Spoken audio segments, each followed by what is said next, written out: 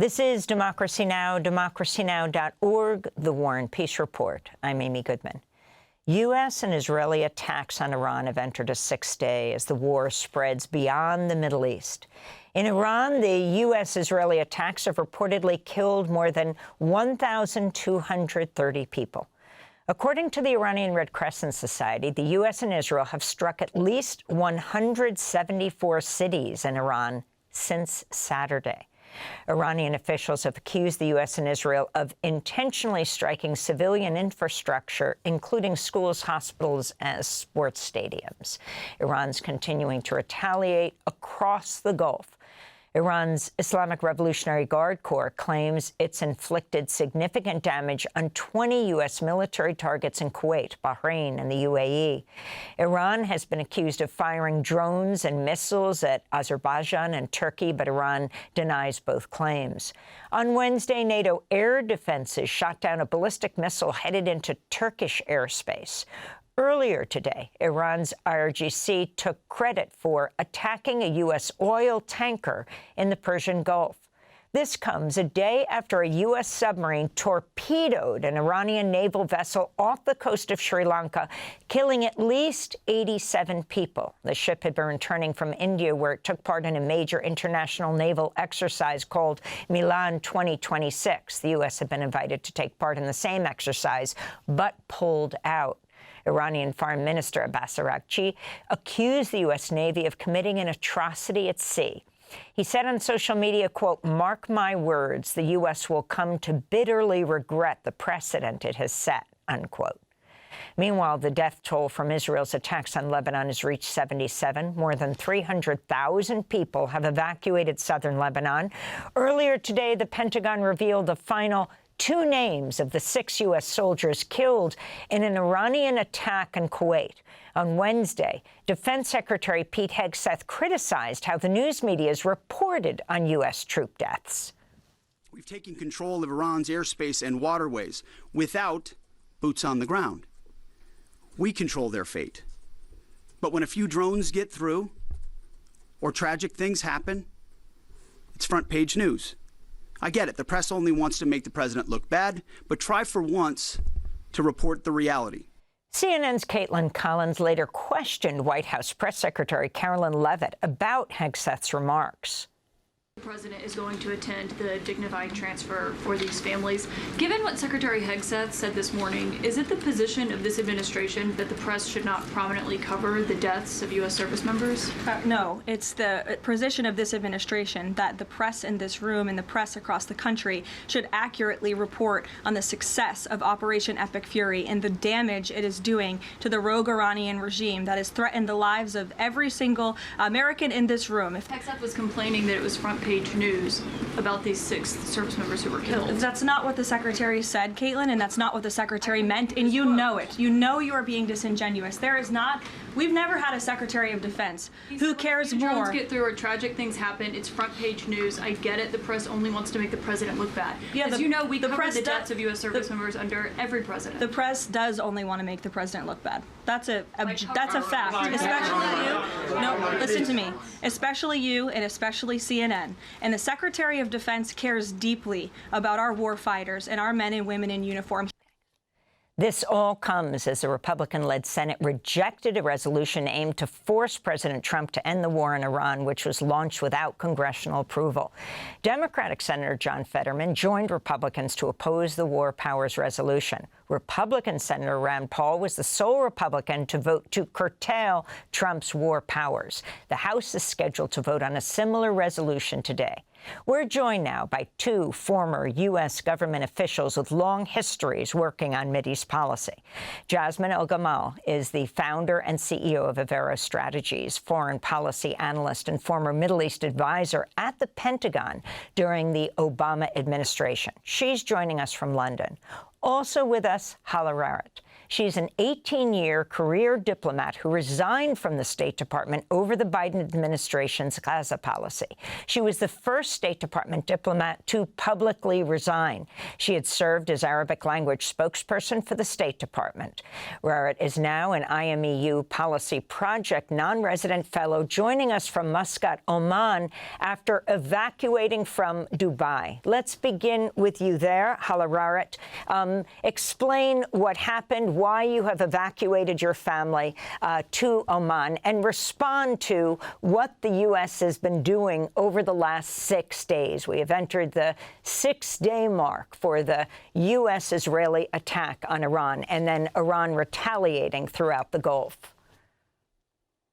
Amy, it's such a pleasure to be back with you. I wish it was under better circumstances. But yes, like the rest of the world, I woke up on Saturday morning to the horrific news that the United States and Israel had attacked Iran. And I had the most sinking feeling, because this is exactly what American diplomats have been trying to avoid for 2 decades. And before my resignation, it is exactly what I was warning against and what I was trying to alleviate and was trying to stop. And it was just a horrific feeling knowing that the day had come and that this would absolutely not end well. When it comes to my family, I live in Dubai, as you mentioned, and I knew that the retaliation would come quickly. And so as a mother, I went into action mode as to what we needed to do to keep our family safe.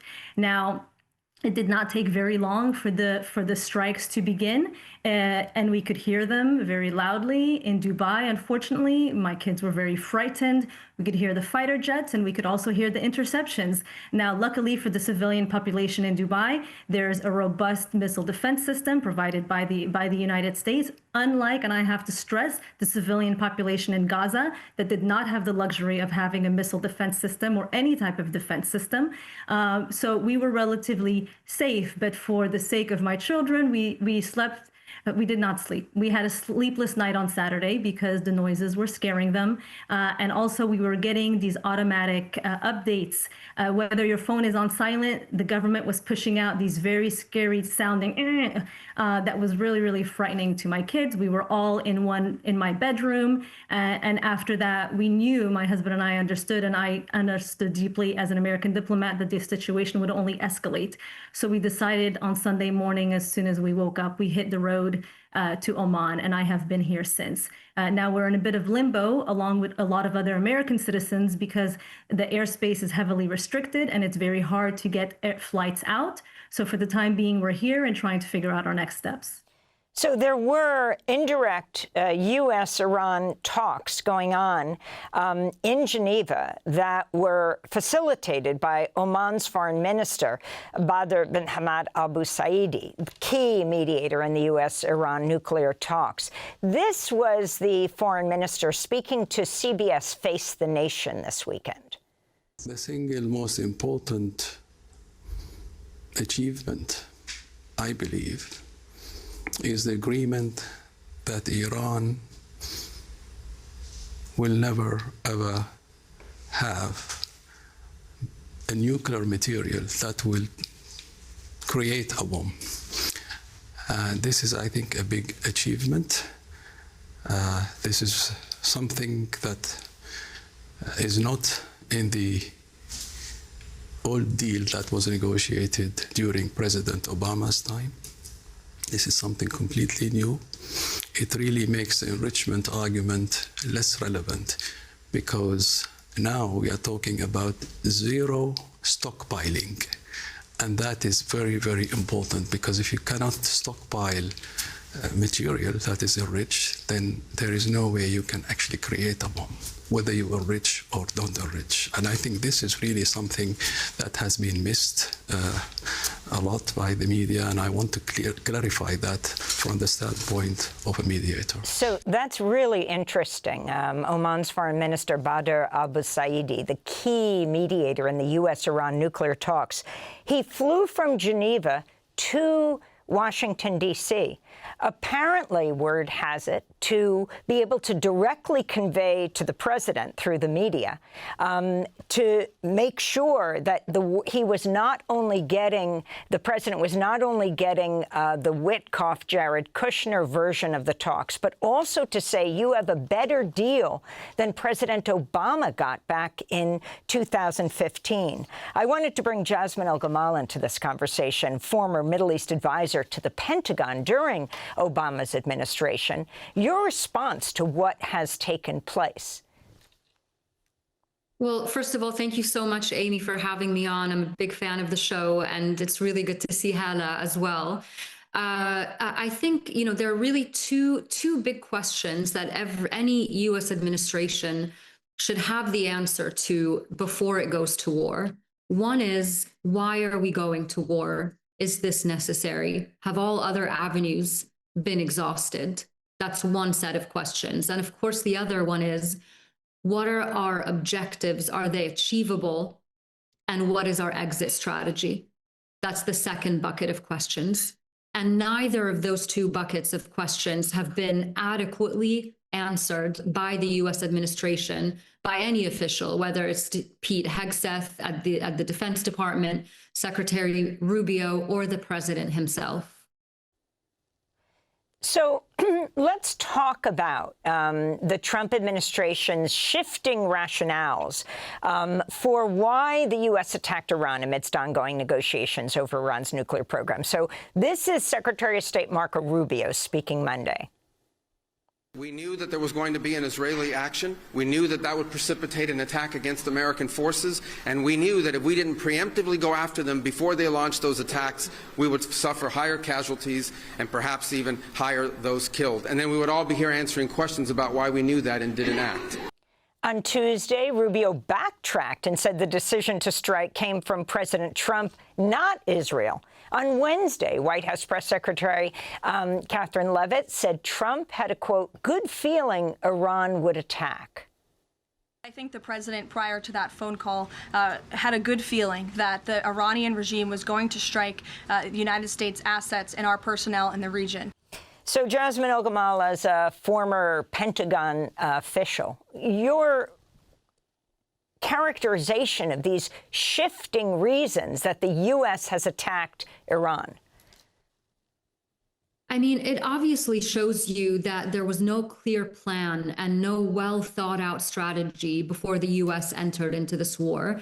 Now, I don't want to remove all agency from President Trump. After all, he is the one who gave the order at the end. But we do know from extensive reporting from Hala, and I am sure she can agree from our time in government, that Prime Minister Benjamin Netanyahu has been for decades trying to drag the U.S. into war with Iran. Senator Van Hollen yesterday said he just hadn't found a president stupid enough to be dragged into that war. So he was under, we know that President Trump was under heavy pressure from Prime Minister Netanyahu to strike Iran while it was down, while it was weak.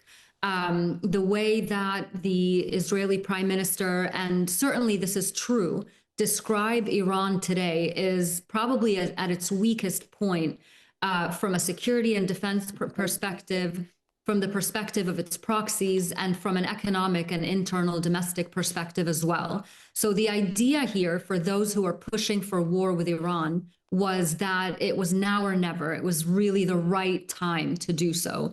Now, Amy, that doesn't mean that there was an imminent threat from Iran to the United States, which is what the U.S. needs to have a proper legal basis for this war. Intelligence assessments do not agree with the president's characterization that Iran was about to strike first. And I can tell you, having worked at the Pentagon, that it is ludicrous to expect the American people to believe that Iran would have attacked the U.S. preemptively in the middle of negotiations, especially when, as you said, according to the Omani foreign minister who was mediating, that Iran was actually trying to make some kind of progress in these talks. And I think, lastly, it's just important to separate two things here, which can be true at the same time. One is that this Iranian regime was a brutal, oppressive regime. And second, that it is not illegal justification to go to war to have the president talk about his feeling that Iran was going to strike. And we have seen the administration every day since then retroactively try to provide a series of justifications and objectives for this war. And the fact that they're doing so now, after the fact, tells you a lot about how little they were really thinking this through before they actually went to war. Hala Rharrit, you're an 18-year career diplomat. You resigned over the U.S.'s Gaza policy under President Biden, the first diplomat to publicly resign over the U.S. support for the Israeli assault on Gaza.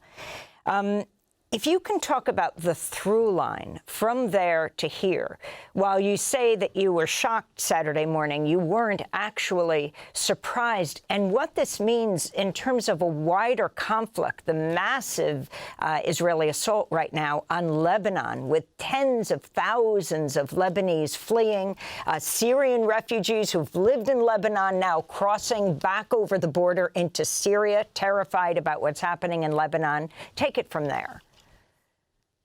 Absolutely. No, I was horrified by what was happening, but I was not at all surprised. This is what I was warning against. This is what multiple diplomats were warning against, and what we were working and trying to avoid. Now, if you rewind back to 2023 and 2024, you'll remember that there was a lot of activity even then with the Iranians. Israel attacked Iran and killed Iranian commanders in Syria. 3 service members in Jordan were killed as well by an Iranian-backed group. All of this was a lead up that was dragging the United States into a direct conflict with Iran. And as an American diplomat, my role was to protect and defend the United States of America. And so our warnings were pull back. But Netanyahu obviously had other plans. Now, we insisted that U.S. law would actually be followed, meaning you cannot continue to surge unconditional weapons to the state of Israel.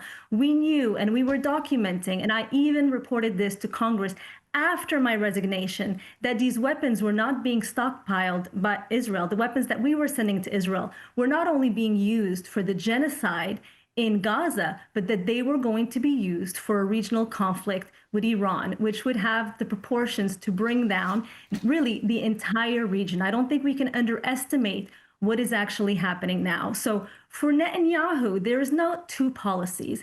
It is not Gaza, West Bank, Lebanon. It is one and the same. For the state of Israel, sorry, go on. I wanted to go to the Military Religious Freedom Foundation, saying it's been inundated with over 200 calls from members of the U.S. military regarding religious comments made by U.S. commanders about the war in Iran. One combat unit commander reportedly said the war is, quote, part of God's divine plan, and that, quote, President Trump's been anointed by Jesus to light the signal fire in Iran to cause Armageddon and mark his return to Earth, unquote. Last month, Pete Hegseth, the defense secretary, or as Trump calls him, the war secretary, invited the controversial Christian nationalist pastor Doug Wilson to lead the Pentagon's prayer service. Wilson has opposed Muslims holding public office, does not believe women should be allowed to vote. Jasmine El-Gamal, you're a former Pentagon official. Your response to how this is being framed and the danger of this, what's seen as a Christian crusade by some. Look, I mean, obviously, it's horrifying to hear those remarks. And there certainly has been in the second Trump administration that surge of Christian nationalism, of Christian Zionism into U.S. policymaking when it comes to the Middle East. And it is absolutely horrifying because it means that we are sending American soldiers, U.S., using American taxpayer money to a region that has been ravaged over the years by successive, ill-thought-out U.S. interventions. The human cost of America's wars in the Middle East has been devastating. In just the last 5 days, as you mentioned earlier, almost 1,200 people killed and injured. tens of thousands displaced. The human cost is not something to be taken lightly here. And the recklessness and the callousness of these decisions that are being made by a handful of men, essentially, that are upending the region, you know, and the global economy as well, especially if it continues much further, is extremely irresponsible. Jasmine El-Gamal, we're going to have to leave it there. Former Middle East advisor at the Pentagon under President Obama. Hala Rharrit is an 18-year career diplomat who resigned from the State Department over Gaza under Biden, has now moved with her family to Oman because of the escalating war. Thanks for watching Democracy Now! On YouTube. Subscribe to the channel and turn on notifications to make sure you never miss a video. And for more of our audience-supported journalism, go to democracynow.org, where you can download our news app, sign up for our newsletter, subscribe to the daily podcast, and so much more.